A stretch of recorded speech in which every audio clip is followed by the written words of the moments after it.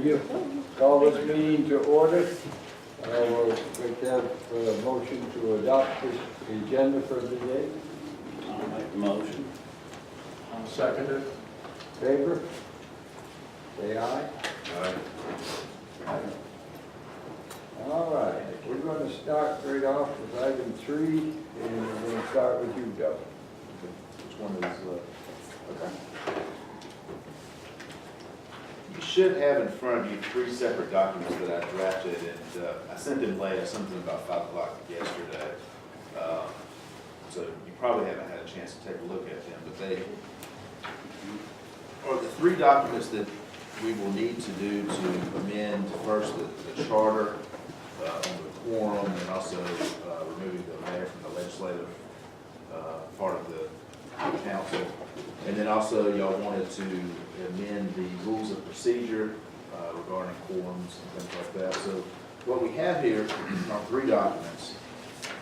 The first is, you look at is the resolution. And this would be passed probably next week if y'all wanted to do that. And the resolution just expresses the city council's desire to change the city charter on quorum requirements and on which members are part of the legislative authority. And all that takes is an affirmative vote from the city council. What that does then is gets the process started to change the charter. Under our home rule powers, we can change the charter to amend the quorum requirements and to remove the mayor from the legislative authority of the city council by adopting an ordinance at 2 different meetings, not less than 7 days and not more than 60 days apart. You also have to run notice in the paper, and you have to have it posted down at the city or the county clerk's office at the courthouse. So you would, next week, if you want to do that, you would pass the resolution, then we would run it in the paper, have it posted at the county courthouse, and then you could have a called meeting to, after it's run in the paper, to come and do it, or you can just have it at your regular meeting in May to pass it the first time. So that's the resolution. The second is the ordinance to amend the charter of the city of Sky Valley. And it's similar to the one that I had last month, but I had misinterpreted some of y'all's ordinances and things of that nature. So I went back and changed it. So a lot of the language is the same, but instead of changing an ordinance, we're actually changing the charter, section 2.10 and section 2.21. The third document is an ordinance to amend the rules of procedure, which is that ordinance 13-03 that y'all had passed several years back. And this also changes just the ordinance, not the charter itself, and it changes the quorum rules in section 4, and also talks about the mayor in section 5, those changes that we talked about last time. I know that's a lot I just threw at you, but did y'all, because we had done some of this by email, did y'all have any questions on anything? I would appreciate if y'all, I hated that I got it here late too, so you didn't have a chance to look at it, but y'all read over it over the next few days. Email me if you have any questions, and I'll make the changes before next week's meeting. But that's just the kind of process that we would need to do in order to change the charter, according to how y'all told me. So you said we would do the resolution, Next week. and do we put either one of the ordinances on for first reading, or do we wait? No, you wait. You do the resolution, that just expresses the city council's desire to change the charter. Then at that point, I will draft a document that we will run in the paper, and it's got to run, I believe, for 4 weeks. And we also have to post the proposed charter changes down at the courthouse, the clerk of court's office. And it has to be down there for 4 weeks as well. You can come back in May, I guess probably at your regular scheduled meeting, and have your first reading there. And then you need to have your second reading not less than 7 days and not more than 60 days after that. Okay, so everybody okay with putting the resolution on this agenda, and then I'll take the other 2 items that are on there off until next one. Now, the ordinance to amend the rules of procedure, I think you could probably have maybe your first reading next week, or you can hold off until May, I guess. That might be the best thing to do. Because the rules of procedure aren't, it's not the charter, so you don't have to go through those extra steps of writing the notice in the paper, but you can wait until May. This is just strictly changing 1303. That's correct. Yeah. Just those two sections, section 4 and 5. Right. Everything else. In other words, 1303 stands as it is with the exception of two paragraphs. That's correct. So y'all vote on the resolution next week, and then we can just wait till May to do the rest of it. I got a question, but I'm not sure how to phrase it, and it may be a question that should have been asked prior to this.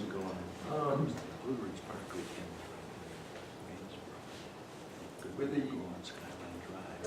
city charter as it stands right now, we're looking to change the mayor as being, taking the mayor out as far as the part of the legislative body. Right.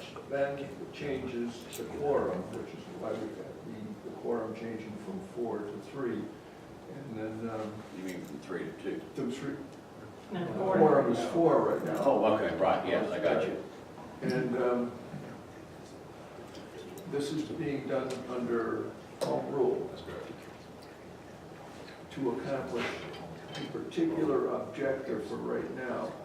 And yet, just as easily, it could be undone under home rule in 2 years, correct? That's correct.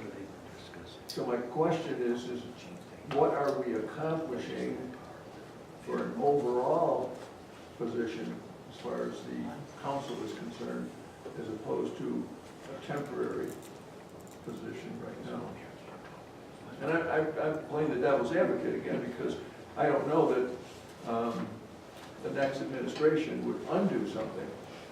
Well, they'd have to go through the procedure that we're going through right now in order to Oh, undo it. absolutely, but Which it's would not a very actually- difficult procedure to go through. Which is what? It's not a very difficult procedure. No, but it's a very public procedure, which means the public would have to be very much involved with trying to recreate that situation again. Where if we I'm don't, not sure where, I'm not sure I follow Well- that, because the public, as far as I understand it right now, is listening to this, that's right. right? And the public can weigh in on it, they could have weighed in on it after the last work session. And so, but it's the council that's driving this. So, again, I know I'm not being clear about this, but I guess I'm asking you, what are we gaining as opposed to what are we losing as far as the city charter and making these changes? I understand that Mr. Mayor doesn't want to vote, that the charter says that he's part of the legislative body and therefore has to vote. Is that correct? That he has to vote as part of a member of the legislative body? I don't think he has to vote, he has the right to vote. Well, if But- you but- abstain, if you just abstain from voting, that's going to be counted as a yea vote. As part of the legislative body, unless he recuses himself specifically from the You vote. have to have a reason to But you recuse gotta have a yourself. reason to refuse. But absent a reason, if he abstains, then if an issue is brought up, then that's an affirmative for whatever the issue is that's being voted on.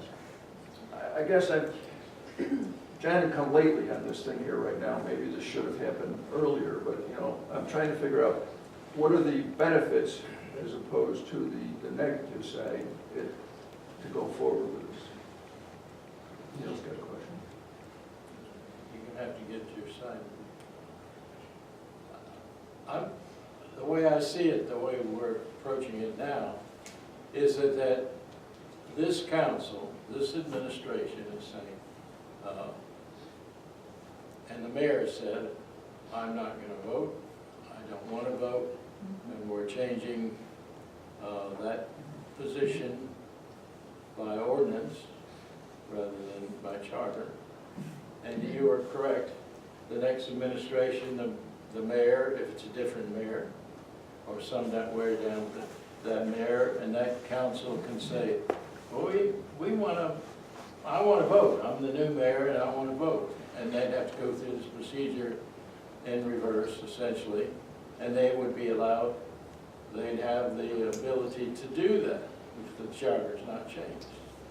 And so we are not limiting the rights of a future council and a future council makeup to proceed in that fashion without having to go through all the rigmarole of going to the legislature. That's, in my opinion, that's what we're saying. We're saying we're leaving it open for future administrations to decide whether they want to have the mayor as part of the legislative body and vote or not, and we're not encumbering them with our desires.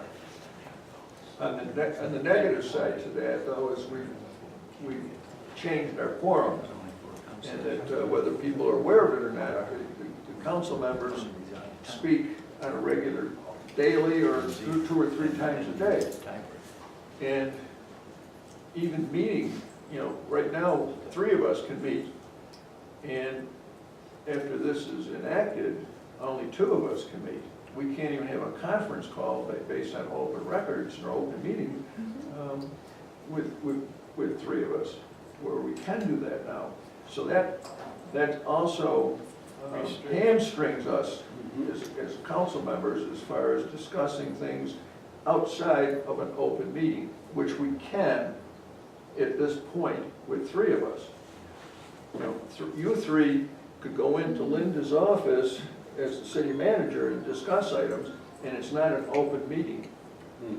If this is changed, and that's happened, you know, where we've had people in, and so if this is enacted, does that handcuff us sufficiently enough to make things more difficult for the council?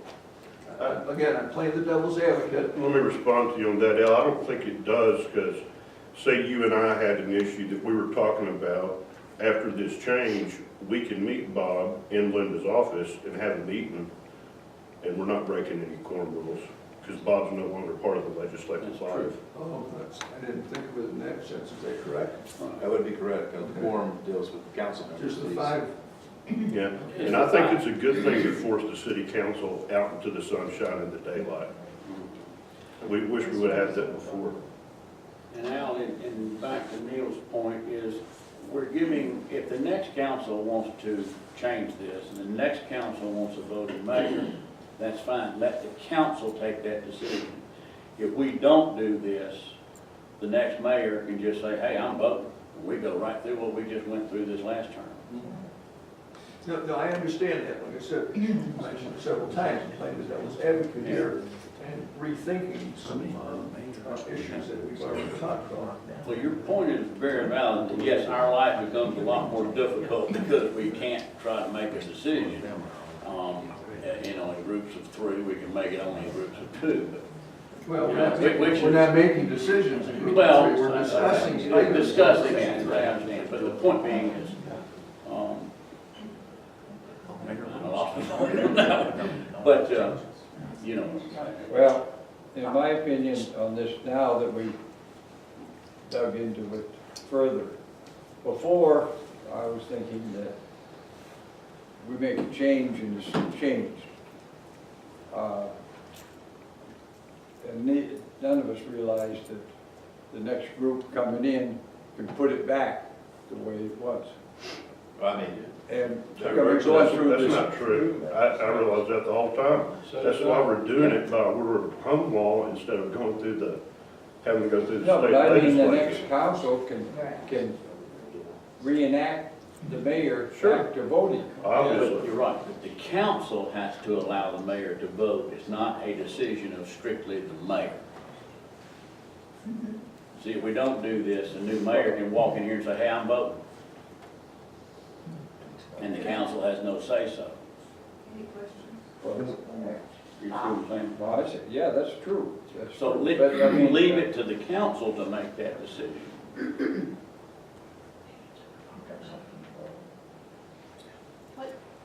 Go ahead. I have 2 questions. I wanted to ask Linda, when was it changed? It used to be the mayor could not vote, and when did it change that the mayor started voting? When we changed the charter. And that was how many times, how many years ago? Wasn't that, I thought it was when Steve Brett was. It was changed under, They went through the legislature. no, it was changed. Steve Britt. 2000. Steve Brett, but it wasn't recognized, that change really wasn't recognized by the council and the following mayor. Because they didn't think That's the because mayor they could did not vote vote. when you were on council. When I was the on first council, one. the mayor. And I, if you'll remember, I was the one that read the charter and said there's a discrepancy in the charter. But the mayor can vote, and that's when we got, John Dickerson, the lawyer, to write his two-page opinion. When I was on council, and I believe you were too. Right, and the mayor did not vote, but they could have, but we didn't go out. We didn't know it until 2013. Okay, Now it's being restored. well, And he still preferred not to vote. and I think it's, And that would have I been. think it's a good thing, and,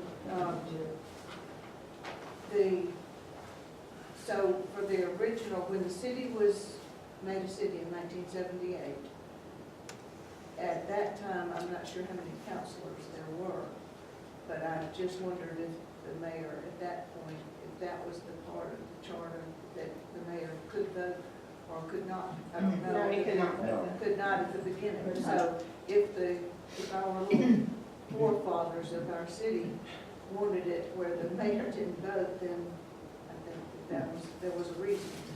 Yeah, what happened is when we did the charter change, there was a suggestion made to allow the mayor to break a tie vote. Yeah. So that language was Right. put in, he was added to the legislative body, but it was only supposed to be for a tie vote. Well then, after public comment I remember and everything, Jim voted. that changed, they changed their mind and said, no, we don't want the mayor to vote. So it was taken out that the mayor could vote, but it was never taken out of the legislative body. So ultimately, we ended up with the mayor's right to vote, but we didn't know that's what was And happening. that's when. Well, I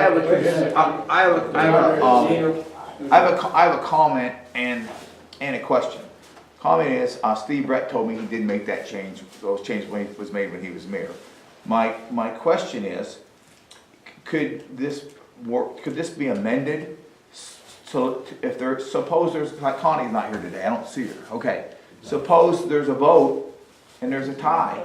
Could it be amended that the mayor could vote in place of a tie? So if a council member is not around, that the council wouldn't be hamstrung with a tie and have to, go push it off to another meeting? That's my thought. Is there anything already in the charter No. regarding tie votes? Yeah, You could do that. isn't that the purpose of it? Why it was changed, so that allow the mayor to vote? In case of a tie, because you're gonna be hamstrung if someone's absent. So if we had a council meeting today, Connie's not here, and it was 2-2, nothing happens. Not until the next. Right, Until the next month. right. And unless it's an emergency, I don't know that that's an issue. Well, it could be though, that's what I'm saying, so why couldn't you leave it in case of a tie? He would never be voting, because most council members are always gonna be at the meeting, If but in it, case one wasn't, then he could vote, or she could if vote. it is an emergency, has to be handled, we can put a notice out and call a meeting within 24 hours to handle that. So if we do end up in a 4-4 tie, all that does is, it just pushes it. We can put it back on the agenda for the next month. What the mayor retains, the power he retains is a veto power. So still, if we pass something 3-2, he can veto that. And then we would have to override that 4-1. Okay, I understand that. So, But my concern is, I've got a friend now that's been 2 months, health issues, and now I heard today he's going to the hospice. Okay, well, he's an attorney on our judiciary, with something else I'm involved with, so nothing's happening because there's a tie. And so my concern is, the mayor is not gonna vote unless there's a tie, and to me, I would think that would let the council move forward. I don't see a problem with taking away his power to vote, except in cases of a tie.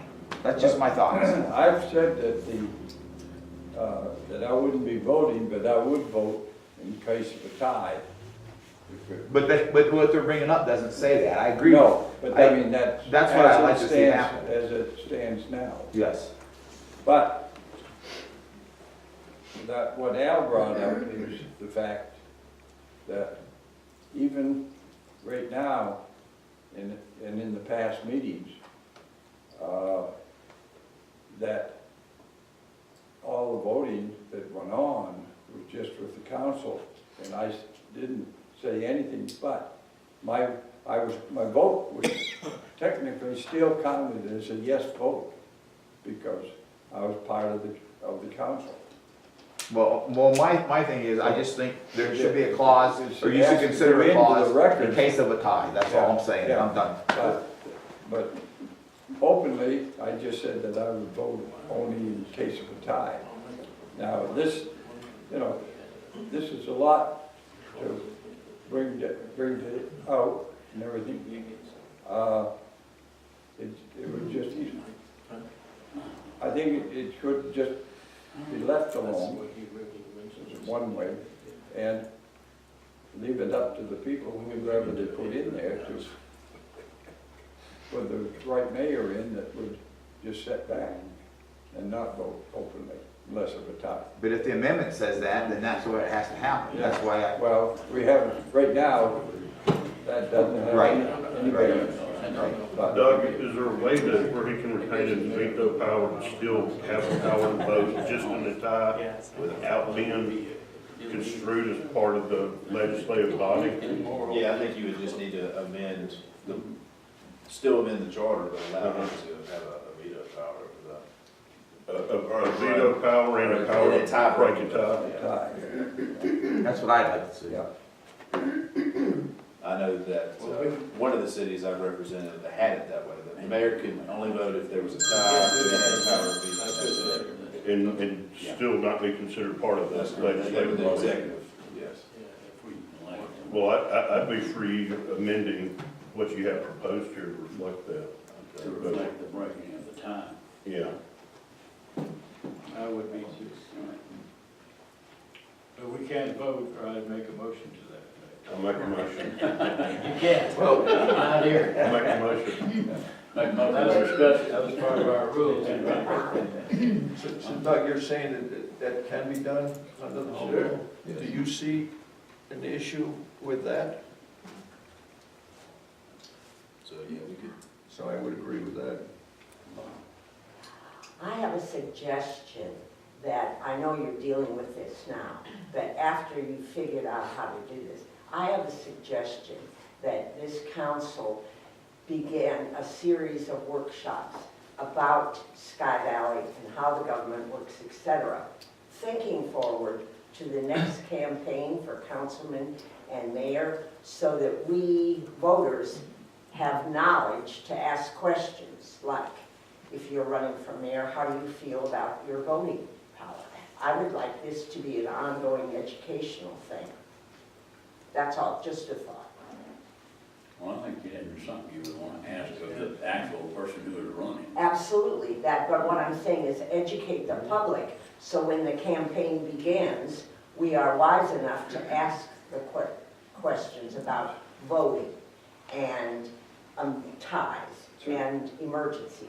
So you're just saying so that the charter is what you're referring to? I want you to educate me, so the next time I cast the vote, I know who I'm voting for. I'll be out of office.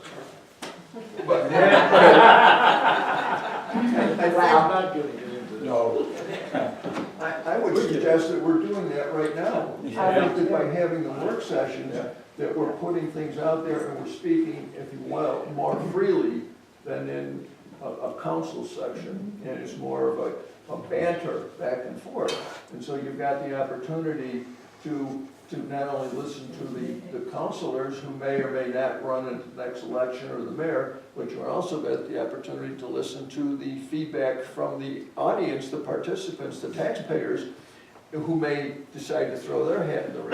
So I think that what you're suggesting is already happening, but maybe maybe not to the level you would like it to be, but we can work on that. And it's just by way of saying, okay, I got a thought, I want to play the devil's advocate today. I want to throw a wrench into this machine to stop it. And you can judge who I am based on what I'm doing here today. When we have a council meeting, it's gonna be a proposal, and all those in favor, aye, all those opposed, no, and you don't have that background, and I think you're getting that right now. I think that what we're doing is actually fulfilling what I understand you to be suggesting. I have a legal question. When I was looking at the home rule, I read something, and I didn't pay a lot of attention to it because that's not what we were doing, but something about you couldn't change something by home rule if it had been done by referendum or something to that effect, or petition of a certain percentage of the voters. So if they wanted this to be a more permanent change, then that's another option. I'm not exactly sure how that works, but I did read that. I've seen that too. I would have to look at it again and research it further, but I have seen something like that in the code. I'm not sure of what the percentage is or anything like that, but I can look at that and see. I think it was based on population, Was it? so Okay. it was like I think it was 25% of ours. I don't know the rules of the workshop, but there was a motion made by Paul, and there was a second by. No, we don't make No, motions. We don't Oh, vote. you said to make a No motion. motion. No, We can't. I was aggravating the deal, Oh, sorry. oh, I was okay. just saying, but I got- Okay, I was wondering how that happened, that's why I asked. Oh, no, this is just open. Okay, okay. We're Okay, liable to hear anything. That's why we're having workshops. okay. And what I proposed in the first place, that we are able to get out here with the public to discuss things in the open, get feedback, and think about something before we have to vote on it right then. Okay, well, thanks for aggravating Neil. You're welcome. So, this has Any been more questions on this? Yes, sir. I have a question, and it's probably for the attorney.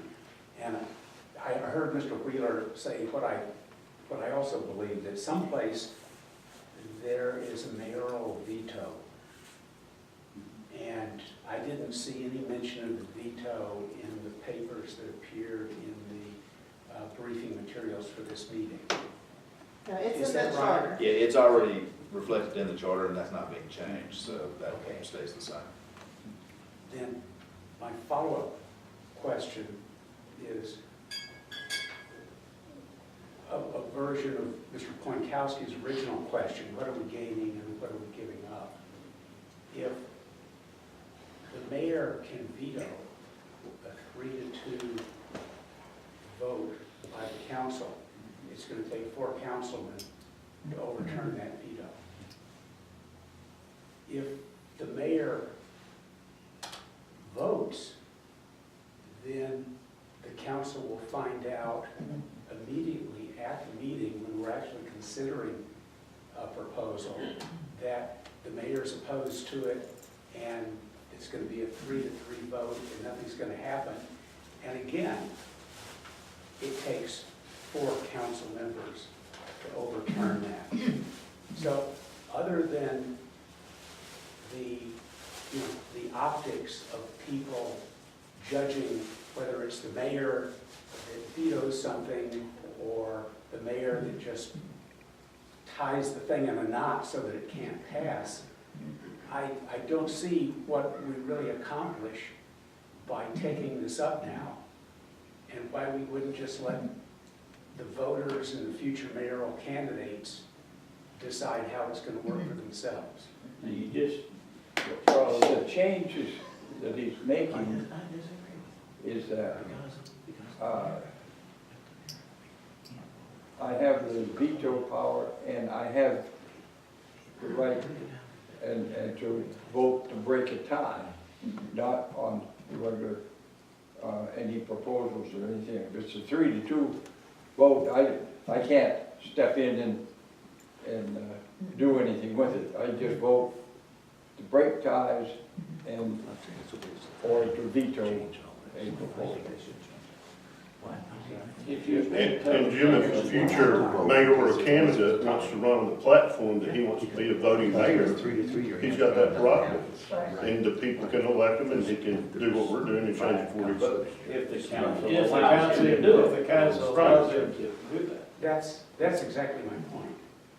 that why go through, why hamstring, why take the time to discuss all this now? I can Why tell, would somebody else? here's my answer to that. What we're doing right now brings the whole council and this whole procedure more out into the open and the public. And it brings our procedures and how we have to do things more into the sunshine. And that is one of our goals, is to be more open and ethical. This accomplishes that. If you're not for it, you know. I agree with everything you said, but I think there's a logical leap that you've made that we don't, it's all out in the open already. Every vote is public, every vote is recorded. But you're forgetting about the quorum change, Jim. Right now, 3 of us can get together and not tell anybody. In the future, that's not the case. And right now, 4. No, right now, 3 of us can get together and make a decision to do anything we want. Because Bob's not voting, we can run it all in the dark, and y'all don't have to know anything. I agree. I mean, I think you're the one that's not able to make the connection on that. Excuse me. The other thing is, I agree with Jim, if you don't put that amendment in. Except for the fact that if the mayor votes, it's 3-3, you're hamstrung. If the mayor can't vote, only if there's a tie, Right. 2-2 because someone's absent, then the mayor should be able to vote. Other than that, he can't vote. You're gonna be hamstrung 3-3, which I've seen happen, when the mayor can vote. So don't let the mayor vote, and he can only vote in case of a tie, and you're not hamstrung, and you meet that open rule law without being able to come together and meet. I think it makes sense, but it didn't make sense to me until you talked about amending that to let the mayor vote in case of a tie. That's what made sense to me. Thank you. Appreciate it. Doc? And this was part of the political campaigning. It was one of the reasons you were elected. And that is the voice of the community. And it was that we want this clarity of quorum, meetings, and mayor voting. So it was very much a part of the campaign. You're making restoration to the way it used to be. That's what this proposal is doing. I've sat here for 30 years, so I've listened to a lot of meetings, and this is the way it used to be. The mayor used to be able to vote to break the tie. And I think we trust you to do that. Okay. Any more questions? All right. We go to the pavilion. We have, we asked the attorney to make up a reservation agreement, and it was too long. It was very comprehensive. Yes. So we, We broke it down to a one-page, basically. The long one, what you have is your draft number 1. Yeah. Okay. And then, so, that part of it is, all reservations are based on availability. The city of Sky Valley reserves the right to refuse requests for reservations of any facility. Picnic pavilion may be reserved Monday through Sunday, 9 a.m. to 10 p.m. The reservation assures you exclusive use of the pavilion during your reserved time frame. Due to the circumstances beyond our control, we do not guarantee the condition of the pavilion upon arrival or parking availability. Therefore, please plan to arrive early to ensure that the pavilion is ready for your use. For the event, with more than 50 guests for a period of more than 2 hours, the pavilion users shall provide 1 portable toilet per each 50 guests expected. No vehicles are authorized to park in front of the pavilion or drive on the pavilion concrete areas. Parking is limited. Carpools are recommended.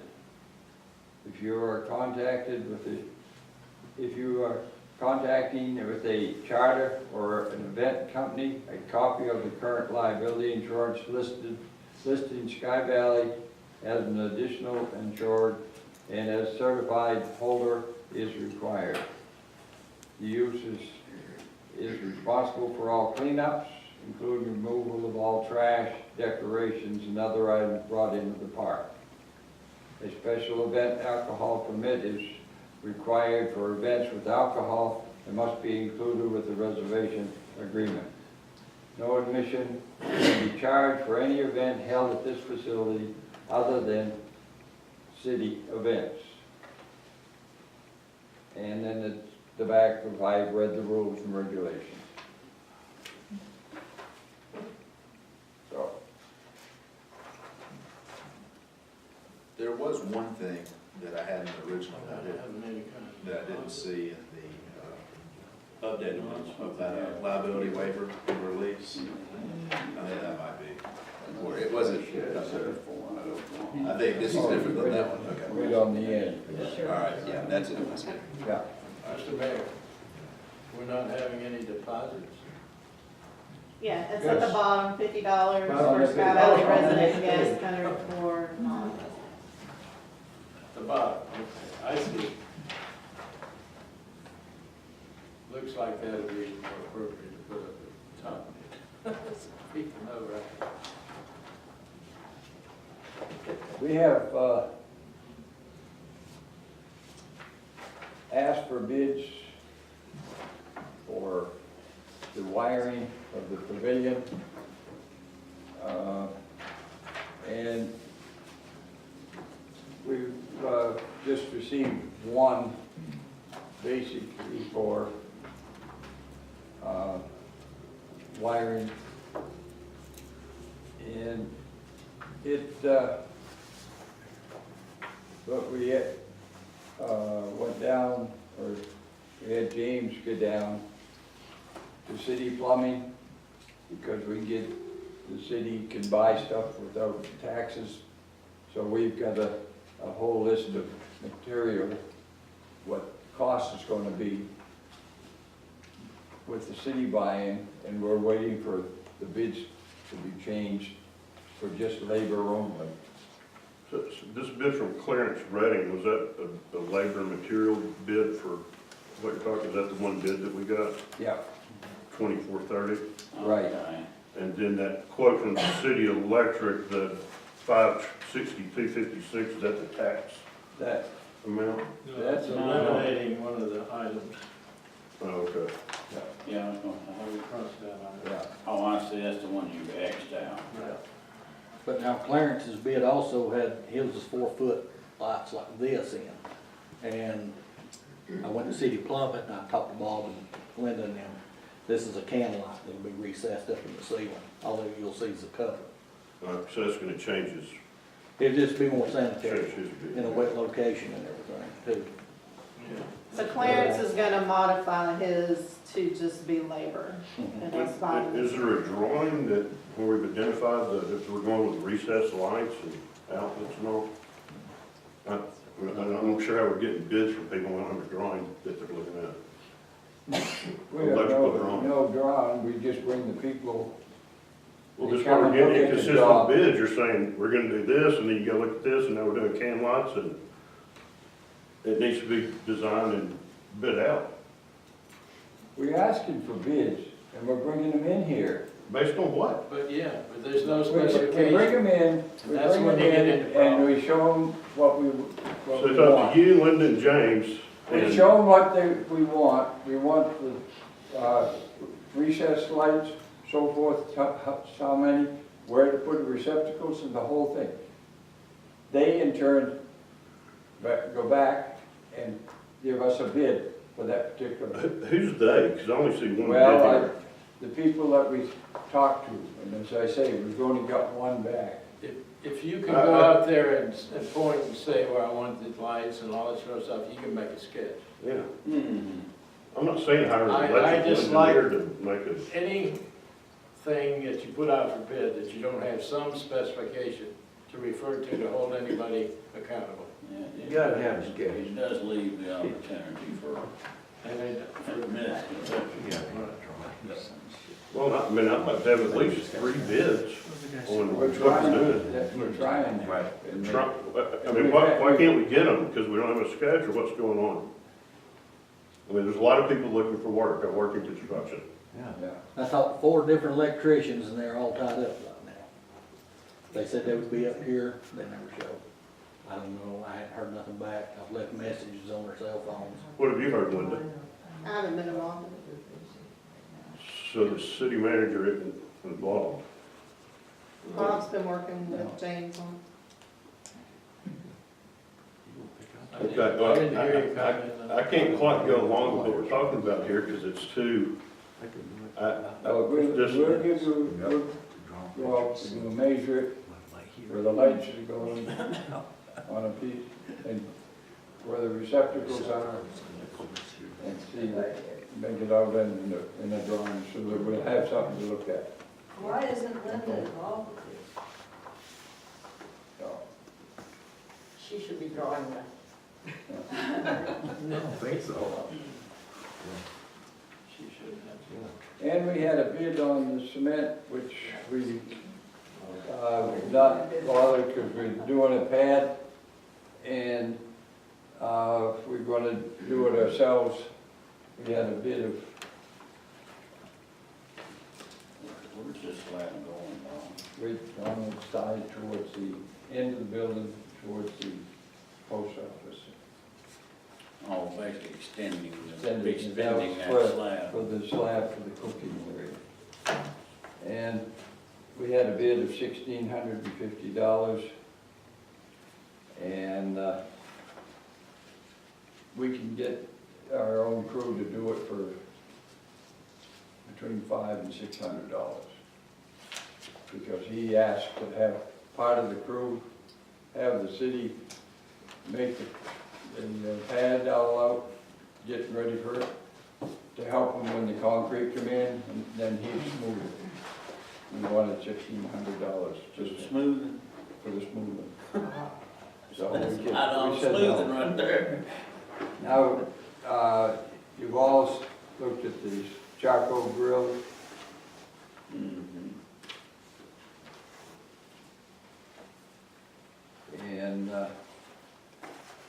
I would recommend, but you all can look at it, that the $134 one. This is, if you want to look at one, it's the same thing that Timeshare has around their units. I'm gonna say, this looks exactly like what you see at State Park to me. Yep, You know, it's the same thing. yeah. So I like that much better than the gas idea. So we have both. I think they're talking about having the gas up there. We have a gas unit.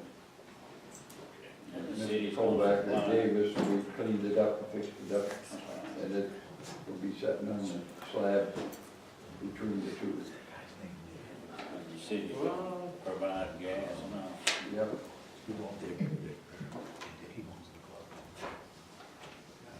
Is there any questions on these? Yeah, I have a lot of I want to talk before. Two. You first? Yeah, the council goes first. Go back to the electrical and the city manager's non-involvement. I don't understand that. My understanding is the city manager is responsible for the day-to-day operations of the city of Sky Valley. I think that this would qualify as an operation of Sky Valley that the city manager should be involved in and should be spearheading. And I'm not sure why that's not happening, or if it should happen. Again, I don't know. I'm trying to understand the flow of things here. Putting you on the spot, what do you think? But, I mean, normally that's what I would do, but, I mean, we've changed things a little bit. The council's more involved in working directly with some of the department heads, and that means sometimes I get less involved. So I'm glad to do as much of it as you all want me to. But the council is, in my opinion, learning as we move along. And the direction, besides, and the flow chart is the mayor and the council and then the city manager and everybody else. So if we're learning how to operate within the city charter rules, then we should be trying to do that, and it should be pointed out to us by the city manager, is that this is my job. That's my thought. If somebody disagrees, that's fine. I don't, it's a brainstorming situation here, and you need to figure out where we want to go with things and how we want to do it. If in certain situations, on Tuesday mornings, the city manager isn't responsible for something, then let's just say that. But if the city manager is responsible for things, then let's make the city manager responsible. If the city manager falls down on the job, then the council can deal with that particular issue. But I think that we dilute the whole city by going around people's ends. It doesn't make any difference whose end you go around. If I'm in charge of something and somebody else doesn't like me and says, well, I want to talk to him because he's better to talk to, then that dilutes the whole flow. So, again, throwing it out for the council. Mr. Mayor, Yes, sir. I agree with Councilman Hornkowski. Everything should proceed, and everything that's done in this city should be through our city manager. We should support that action.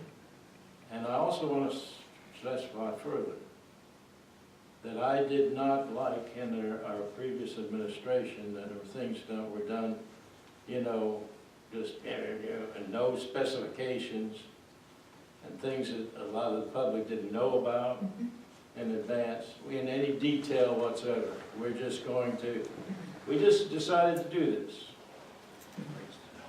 So I am totally opposed to doing things haphazard. Let's take the time to put up. If you need drawings, I made an A at Georgia Tech, and damn few of them that made an A, I'll tell you. I'll help with sketches and drawings and volunteer. Because we put out good bids, and we can hold those that bid accountable, and that you can really determine, and you can really evaluate. You can't evaluate anything if you don't have anything to evaluate against. You can't compare, you can't say, well, they're really hiking up this bid because they're saying the parts cost this much. You don't have any way to check anything out. And that's my opinion, and that's...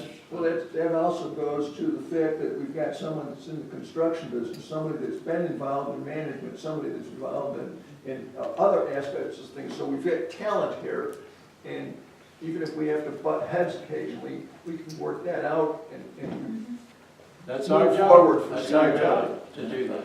If we can't do that job, we just said here done, if we don't have anything to work with and we haven't started out. The other thing is, I don't like rushing a bid like this because supposedly electrician contractors are saying they can't get to it quick enough. Sometimes it's worth it to wait a little bit. Right. You can only use the part till 10, it's pretty much light here till 10 in the summertime. It's like way before 9.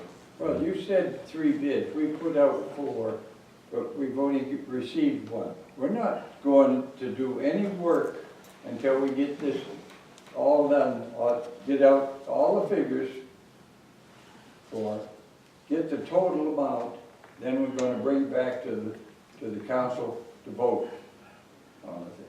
We're not gonna just bring this in and do this and so forth, like, You just sharing information to date. all we're doing right now. So far, this is just what you bringing got. it in. Yeah. Okay, all right.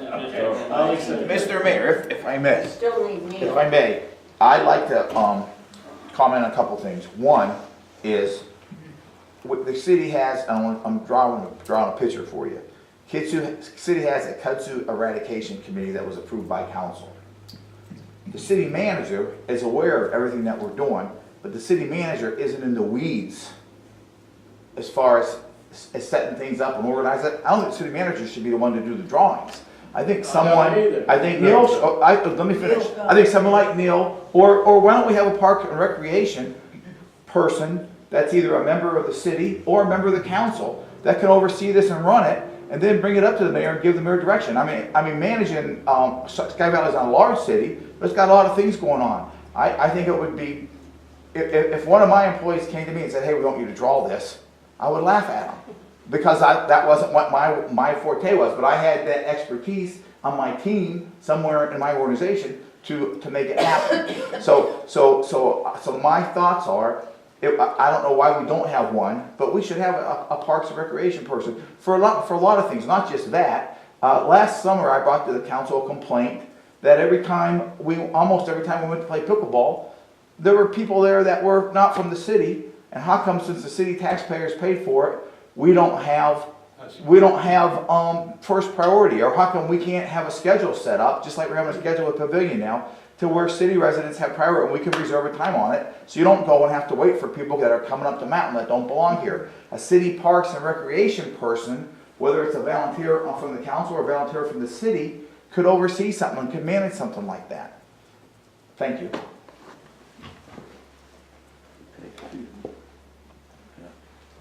Yeah. When I was on the council a number of years ago, we started and put in all the paperwork, and I think you remember this, Linda, for a Parks and Recreation Authority, and it was strongly recommended at that time. Since then, I've got emails from Frank Norton, who has a heck of a lot of experience in that. He's built an insurance and real estate empire in North Georgia. He's got land. He's been with the very involved in Gainesville for 40 years or more. And this is something, there's a lot of advantages to doing that. This thing, somebody, I don't know who did it, but somebody threw a monkey wrench into that thing at the last minute. And I tried to find out who. Nobody knew, so they said. Somebody knew, this state representative that we had over in Blairsville, he knew, and I put in at least 6 calls to that SOB. He called me 0 times. He would not return my calls. I even offered to come over and meet him. Oh no, well, he's busy, you know. He died. So, huh? He died. He what? He died. Oh, that's fine.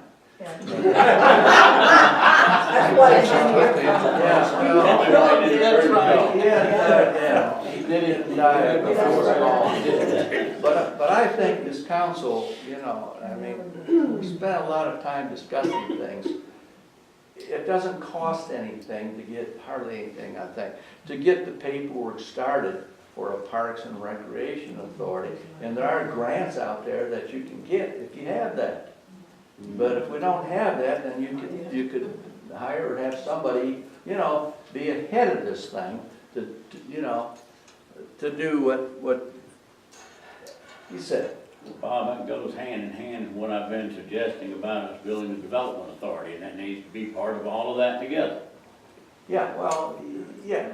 But There you go. The Parks and Rec thing, you know, should have been done in. I agree. All of this should have been done. But you could have a committee. There was no Like the reason other to stop ones. that thing that anybody can tell me. And why it was, I don't know. I think that's something we should be considering. You have to start the paperwork now, because it's gonna take. You can have a committee, the before you have a Yep. recreation authority. Yes. You could do that too, Sure. yeah.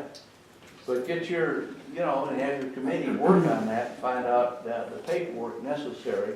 But it takes, you know, it takes better part of a year to get that, you know, on the docket, so they vote on it, you know? As I remember it, that was part of the excuse why we didn't move forward. It takes time, and who's gonna push it? Do we really need it now? And all this argument from the public as well as from the council. Yeah. But the city could I have don't signed know. We had the I think paperwork Mayor done. Hardwick Dale at the time had said, The paperwork was take that done, up in a future administration. I think that's what happened. yeah, I don't know that for a fact now, don't quote me. the paperwork was done, it was turned into the, legislature. So, There was, I remember when that happened, you need to take a very close look at the finances and the liability to Sky Valley. I remember that was a discussion years ago. I don't know all, the man who shot it down, I know is dead. But I don't know exactly what the liabilities and responsibilities were, but that was part of the discussion.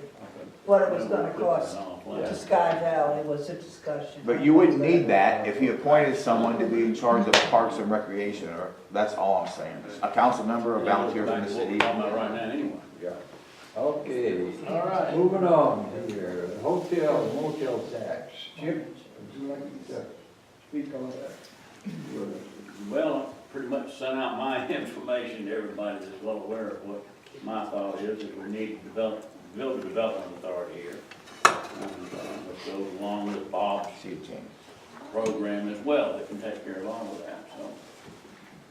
I know we postponed this, Doug, I think you were gonna look into some information about the creation. I think we just have to do that by ordinance, is that not correct? I believe that is correct. Yeah, simple enough, and we create that development authority. I'm sorry, that's not correct. That's not correct. And you would need to check into it, but my understanding is that when you are creating authority, well, are you, it's not. I had a question that I was gonna ask him.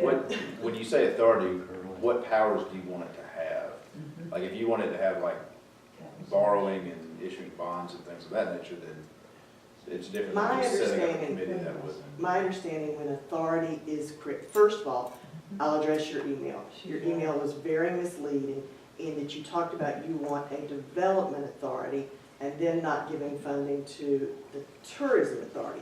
Those are two different things, two different animals. A development authority exists to develop property. I don't really know how much property Sky Valley has to develop. A tourism authority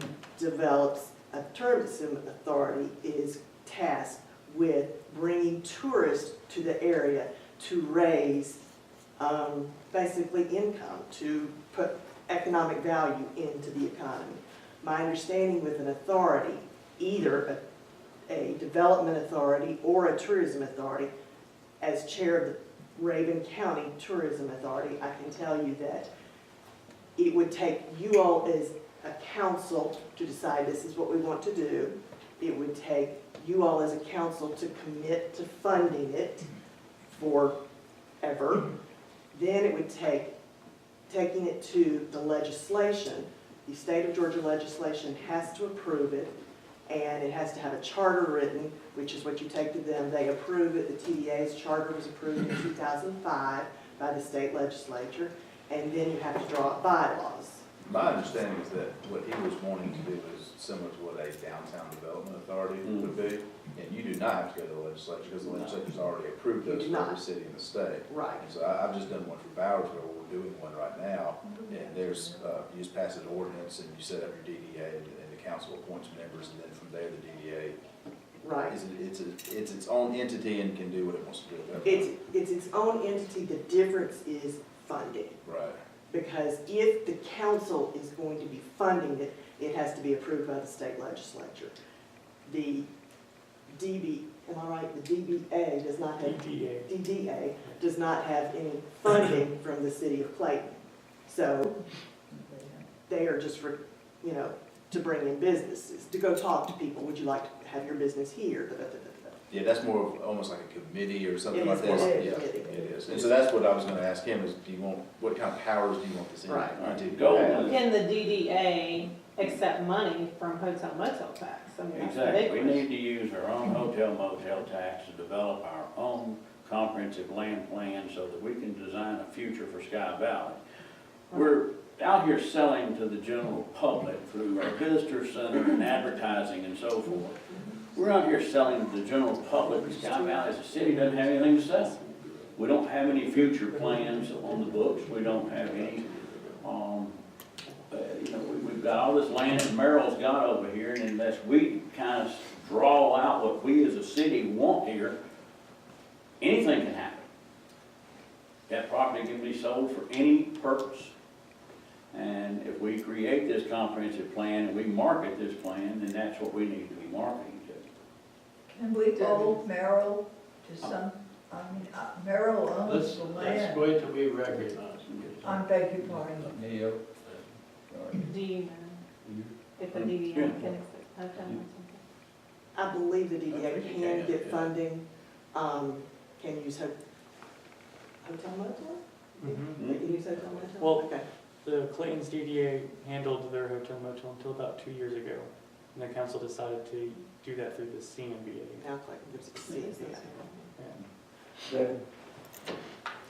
I believe you have a zoning plan that should be meeting the needs that you keep mentioning. We have to have a development plan. You have no land to develop, but you do have a zoning plan that says we can't have a trailer park. Have you ever seen an actual comprehensive land plan? Yes, I have. Okay, we don't have one.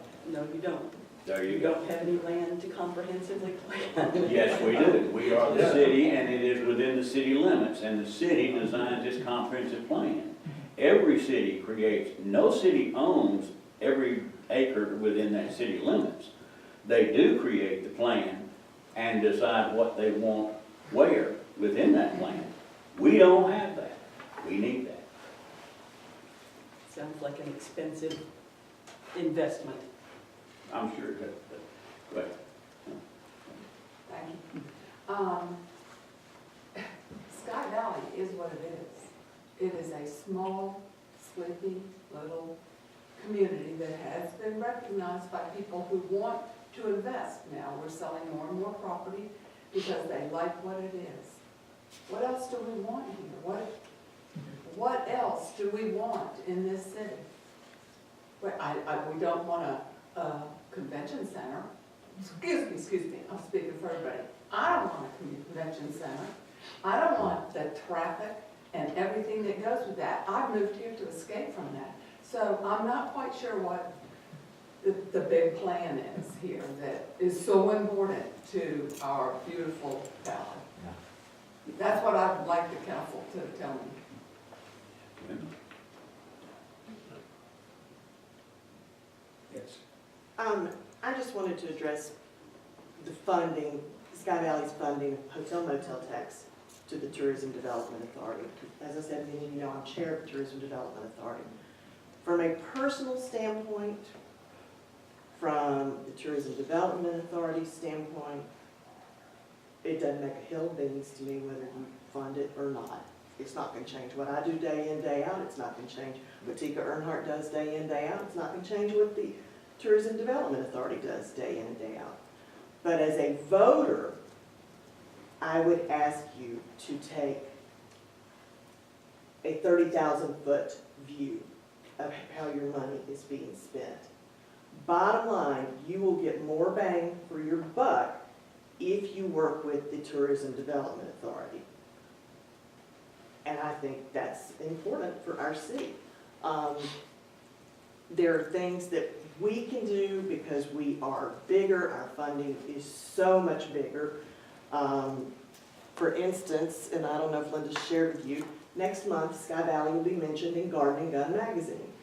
Garden and Gun is a coup. Okay, let's just say that's a coup. A one-page ad in Garden and Gun magazine is northwards of $30,000, okay? Garden and Gun, about 5 years ago, totally surpassed the most popular magazine in the South, which was Southern Living. The readership is more varied. My husband and I subscribe to it. When it comes to our house, we literally fight over it and read it cover to cover. My oldest child is 33 years old. All 3 of my children, their families subscribe. So it's a wide range. It's multi-generational. We have managed to place a quarter-page ad in the next issue. And the next issue, they approached us. They were doing an article on lakes and wanted Raven County to do an ad. Well, we finally talked them down to where Raven County could afford a quarter-page ad, which Dillard is also doing one. They are partnering. We partnered with them. We partnered with Lake Lanier and some other things. But in the quarter-page ad, and it's a beautiful picture of Lake Burton, and it lists the cities in Raven County, and it says Sky Valley, Georgia. I guess I'm just saying the things that the Raven County Tourism Development Authority can do, I believe, are so much bigger than what a committee or a volunteer in this community can do. You all, I would go on record as saying, because of the eclipse, your hotel motel tax was up higher last year than it has been ever. So your donation to the TDA this year was just shy of $7,000. We are spending, and I know it was emailed to the council yesterday, right at $6,700 with a marketing company to do nothing but digital marketing of Sky Valley.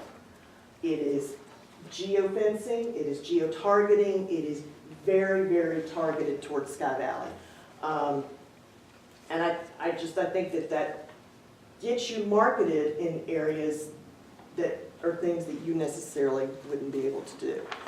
Our marketing budget every year is close to $85,000. We do some print marketing. We were anxious to get into Garden and Gun. That's a good thing to be print. But we do a lot of digital as well. Anyway, as a voter, I would ask that you consider keeping your money with the Tourism Development Authority because I think you get more bang for your buck. Thank you. I'll make a comment.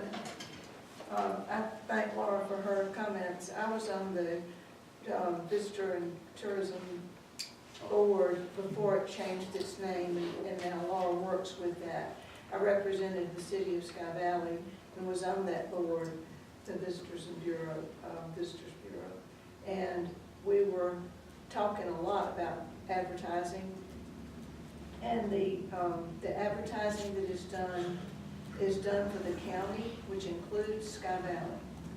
And if we take our money away from that authority, then we may begin to be excluded from all of the advertising that they do. And we cannot afford, as a small city, the advertising that they do.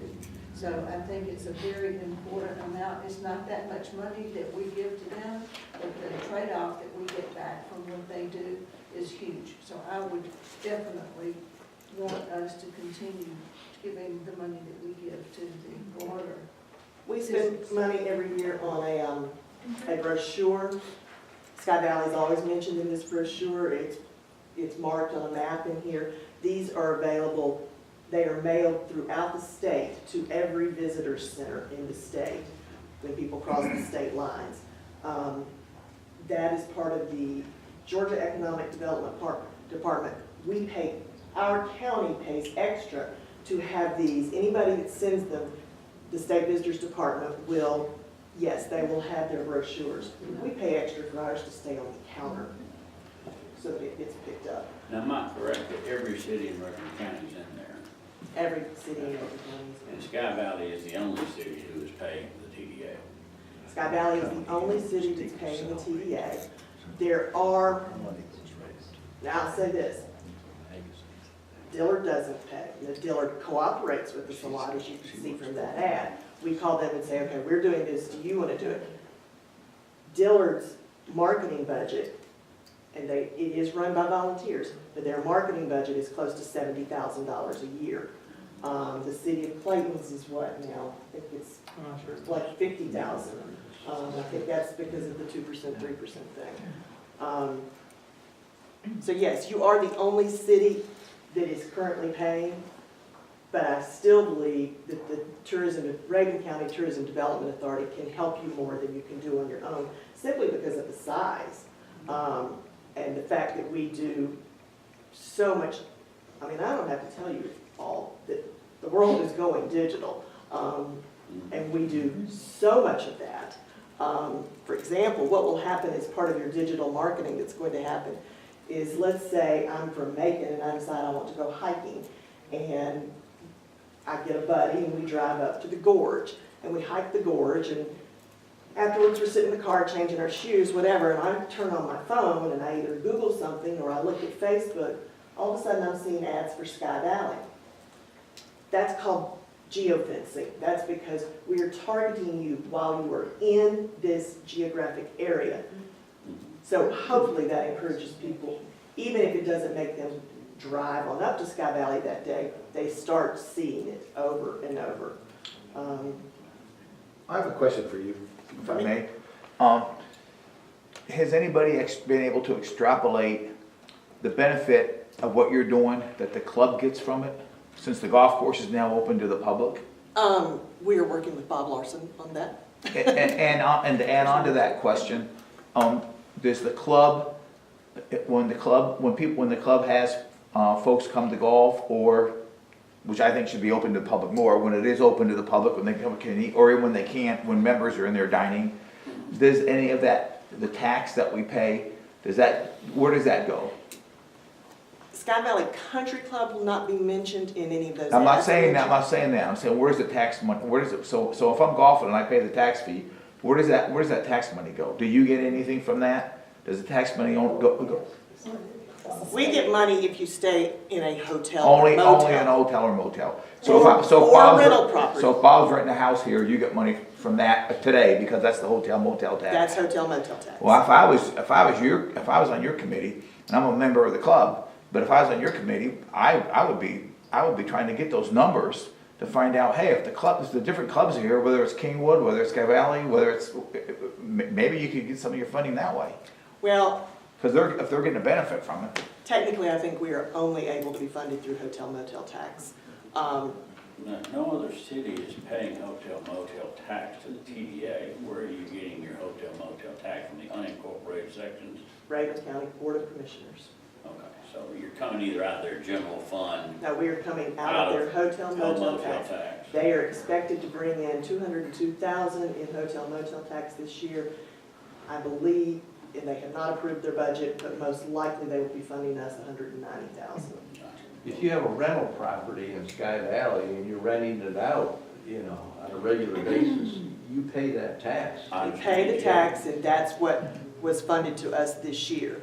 I will say this, when you're talking about golf, and I gave you the example of the gorge. Another place, look what I just pulled up, there it is.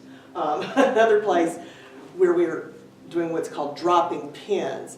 If you are playing Highlands Country Club, if you are at several of the different golf courses in Highlands, you will start seeing Sky Valley ads, which should drive golf business into Sky Valley Country Club. Thank you. You're welcome. I think it's appropriate that if we have a hotel motel tax, that what it's spent on should benefit the folks that are paying it, namely the owners of the property who live in Sky Valley. And if part of that money goes back to the authority in order to publicize Sky Valley and get people into Reagan County to facilitate your home rentals, then I think that's a very appropriate way to do it. I like the linkage between the source of the funding and the beneficiaries of that funding. All right, you do realize we spend more money on our visitor center, on our advertising, than we take in hotel motel tax.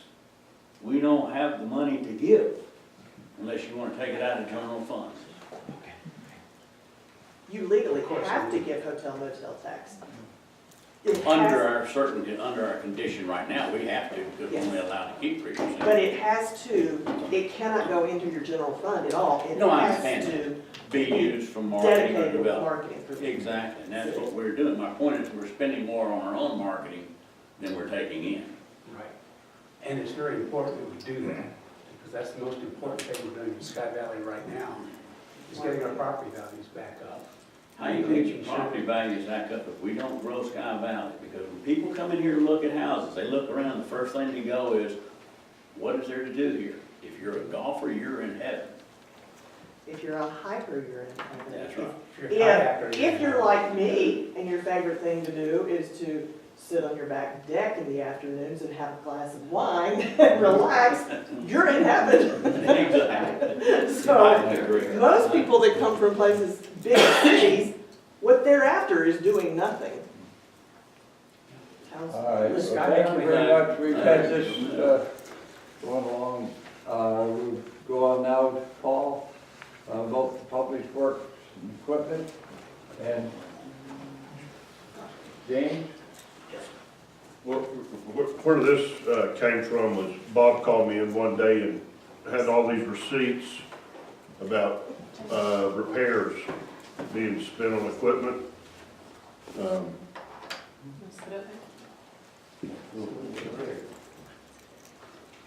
And so, anyway, we've just been talking about different things we could do. Did you guys get that list of surplus items? So there's a list of items that James put down that we could sell to raise money to try to get some better equipment in here to accomplish what James does. One of the things we've been having a lot of problems with is a seasonal piece of equipment that is a leaf vacuum, basically. And what do you think we spent this year repairing that, including down labor and everything? $7,000-8,000 probably. Every bit of it. Yeah. With down labor and it running hot and So, just replaced the hose and stuff. so that's quite a bit. And so anyway, that's one thing that looks like it'd be a good possibility. That's one of the things that we would look to be selling. And another option for cleaning out ditches is to use some type of little mini excavator. James went and looked with the Franklin tractor just to get an idea of what size excavator might be ideal.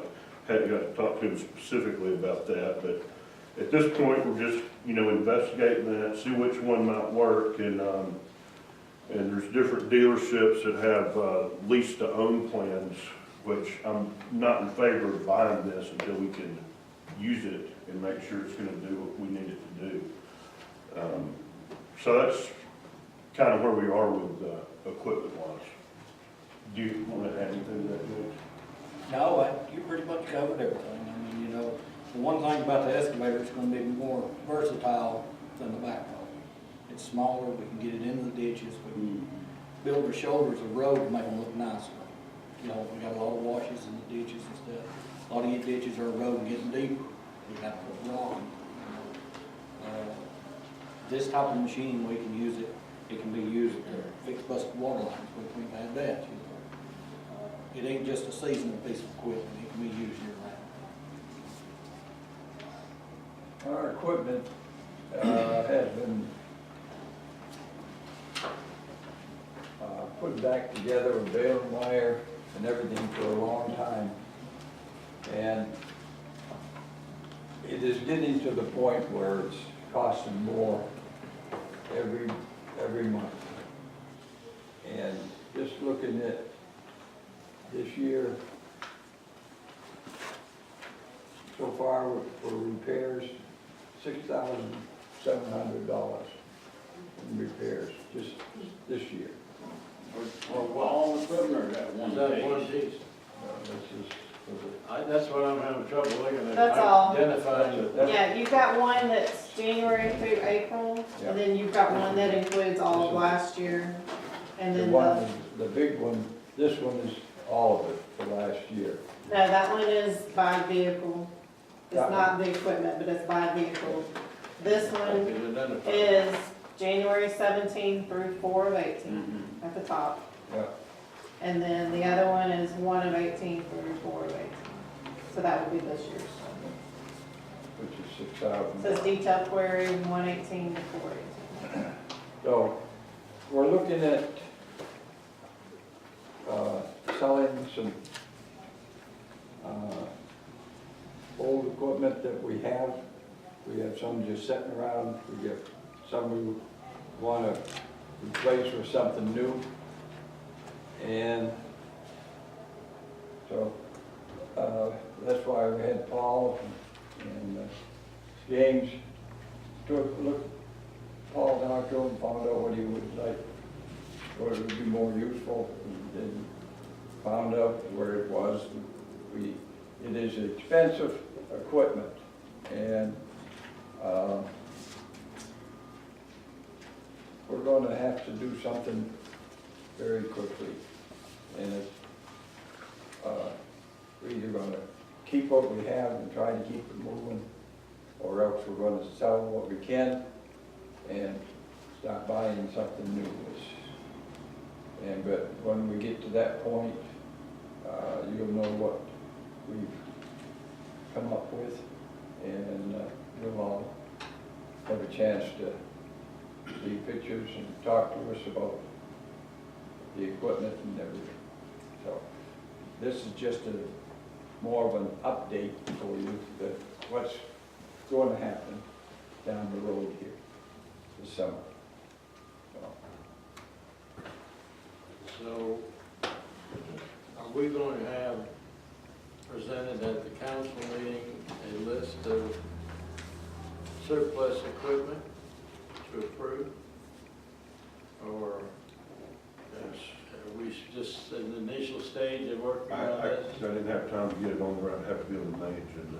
Okay, Yeah. but this is just something that's, And it's this not hand- gonna be immediate, but we, and this handwritten list just is a list of items that are proposed to dispose of. Yeah.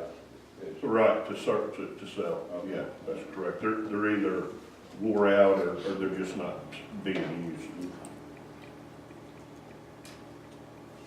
Which items do we want to put out to bid? I'm assuming you're gonna want multiple bids on stuff, so I mean, we have to know what items you want to put out to bid, or, you know, if we're gonna rent, we need multiple prices on renting, or. Sure, absolutely. We're just trying to tie down the exact piece of equipment That's we what I'm want to try. saying, I mean, Yeah. y'all just, when y'all decide, you know.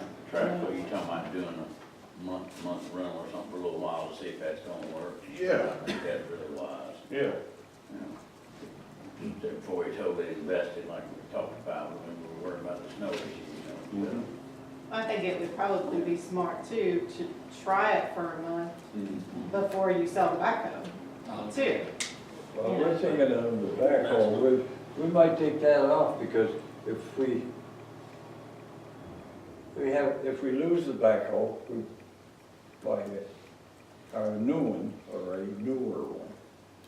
And then all of a sudden, we get a water break, got nothing to dig with, so if we more or less just kept the old one for an emergency use only. I'm not proposing selling stuff before you have the replacement Yeah. pieces of No, no. equipment. No. No, but I think he's saying, do we want to keep the backhoe as a backup? Is that what you're Yeah. Like saying? this equipment, if we do purchase this, it tears up or has to be sent off to service. We have a 6-inch main break. We have no other way to dig. We got one piece of machinery. How many do you have now?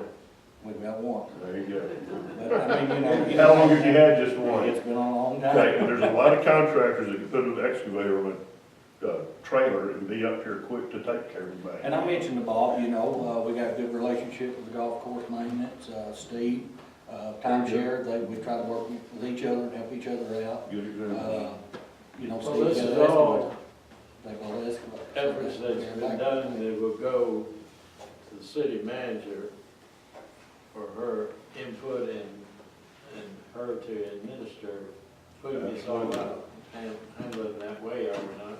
Yeah, we just need to tell her, we're get bids on a 2-ton, 3-ton, a 5-ton, or 7-ton machine. Right, I've got, We I got- gotta we have gotta- some details. We gotta tell her specifically what she's getting bids on, like specifically get bids on this many lights in these places over there at the pavilion. Right, okay. That's a good example. Go ahead. Okay. All right, Doug, wanna speak on the city-owned properties here? Sure, this was on the, I believe, 2 parcels of land that the city had tax deeds on, is that correct? This is. Well, there's two things. One is a question I had gave to him about our tax deed properties, and then you all have the whole list of all of our properties that we can discuss separately. But My understanding is that y'all have 2 parcels of property that y'all acquired through tax deeds back in 1996, and I was asked to look at the statute and see what y'all needed to do to convey those properties to sell them to the highest bidder or whoever. And there is a statute, it's OCGA 48-4-48, and what it says is, I mean, it's been 20-something years that y'all owned this or had this property. Do you know who the defendants were or the property owners were? Because the statute does say that if they were under a legal disability or something like that, we would have to clear it before conveying the properties. And a legal disability would be a minor, or they were somehow mentally incapacitated or something like that. It probably is not going to go into effect since this is 20-something years in the past, but do y'all know who they were? we, And yeah, the I mean, conditions, we I know, mean, do they we just, know who the tax deed Okay. agreements go with. do you know if they were mentally incapacitated at the time all this went on or anything like that? Because that would be one defense to deeding this. But, you know, because. Would it be it's been- better to foreclose the right to redeem on them? Right. Or, You could, well, I mean, the quickest way would be if you could just determine this person was not acting under a mental incapacity at the time, didn't know that their properties were being taken because of taxes. You could file an affidavit down at the courthouse, what I was saying, showing that the time has elapsed. The city now has it by prescription, and y'all can deed out the title from there. How big are the parcels of land? You know? they're small. Very small. And there's no houses or anything like that, no structures on them. Yeah, so it shouldn't be a problem. Okay, what was the second question? I think they were gonna talk about. Oh, that was all for, as far as the attorney stuff. The rest of it, well, I do have one question. In the legislature, they're talking about changing, I don't know where that bill is right now, but where you can sell property, put it out for sale with a real estate agent versus doing the auction. Have you seen where that's going yet? I haven't, I can look that up and see if that passed or if it went. I've seen it on the GMA updates, but I don't think it's been signed, or I'm not sure if it's even approved. But anyway, if they approve that, that would be another option for, you know, some of these lots, if you wanted to put them up for sale instead of, you know, putting them out to auction. That'd probably work to see if that is an option, because that could, you know, change the maximum value we could get out of it, potentially. See what sells, and then maybe see if We are some- getting inquiries on lots. I'm Really? really surprised, but in the last 90 days, the phone has been ringing on lots. That's good. We're getting to the point to where there are fewer and fewer under $200,000 properties out here. The fixer-uppers are going fast or have gone fast. It's getting to the point, as we get closer to the cost of $300,000 to buy a decent house in Sky Valley, it becomes closer to being viable to buy a piece of property, because there's some deals out there now on really good lots. And you can actually afford to, you know, for $300,000, $350,000, you can afford to build a modest house on a nice little lot. So the phone is ringing on lots. Good. Nobody wants to pay anything much for them, let me put it that way.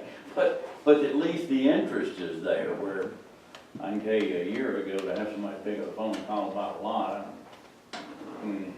not happening.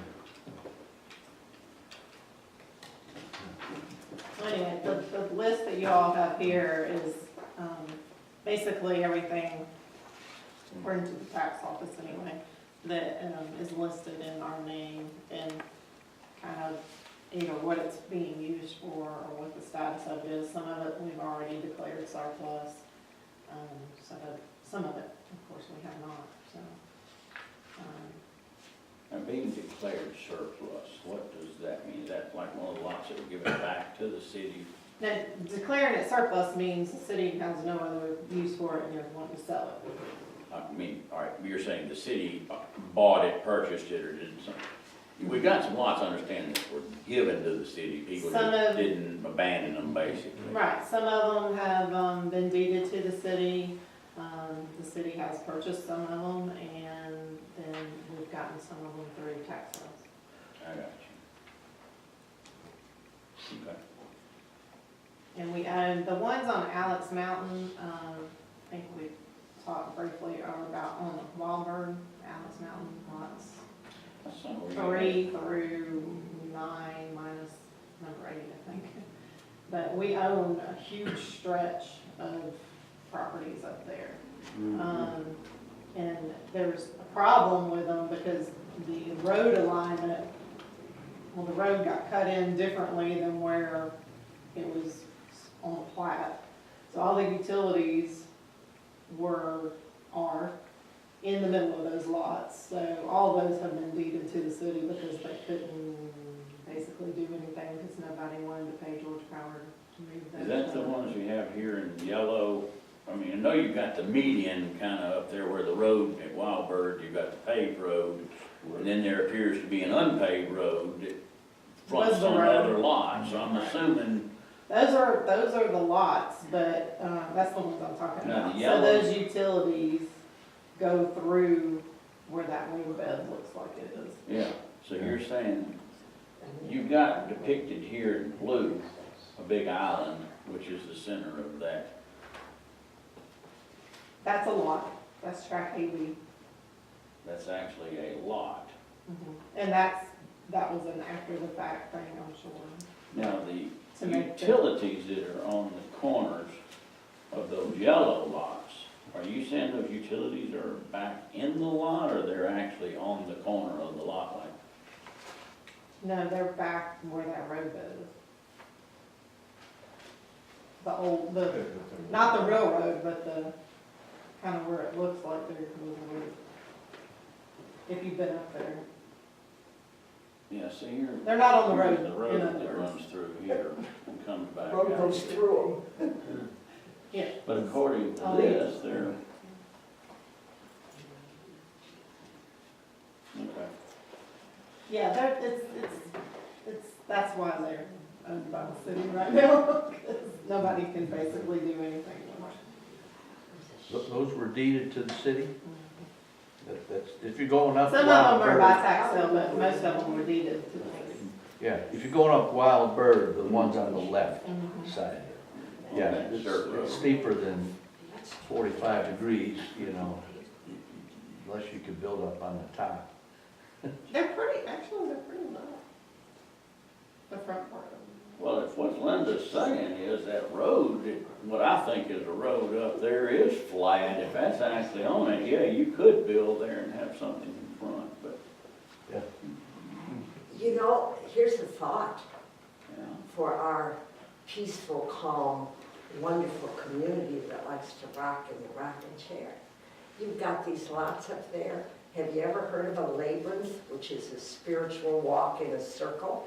And you have a meditation thing and bird feeders. You could have a wee of a time up there. You really could. People walk the labyrinth to take care of frustrations and depression. I mean, if you got them, why not make it a hoopy-doop? They could market it for the tourism and development.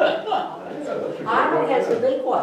I'm serious. I'm serious. Take a look at it. It would be, and you could get the churches to back it. You could have a big spiritual hoopity-doop up there. Sunrise Service right up there. Yeah, tea and cookies. That'd be a good one. No, I'm serious. I'm serious. If it's a beautiful area. It is, yeah. But the point of all that is that we own quite a bit of land right there, I mean, compared to what we own elsewhere.